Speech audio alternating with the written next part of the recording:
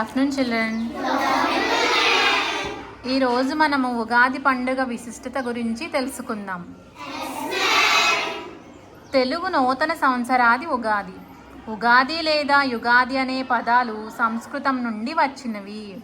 యుగ అనగా కాలమని, ఆది అంటే ఆరంభమని అర్థం. ఉగాది రోజున కొత్త పనులు, నిర్ణయాలు ప్రారంభించే సమయమని నమ్ముతారు. అంతేకాకుండా ఈరోజు కొత్త వస్తువులను కూడా కొనుక్కోవడం ఆనవాయితీ. తెలుగు ప్రజలు ఎక్కువగా ఉపయోగించే చంద్రమాన పంచాంగం ప్రకారం మొదటి నెల చైత్రమాసం. చైత్రమాసం మొదటి రోజైన చైత్రశుద్ధ పాడ్యమి నాడు ఉగాదిని జరుపుకుంటారు.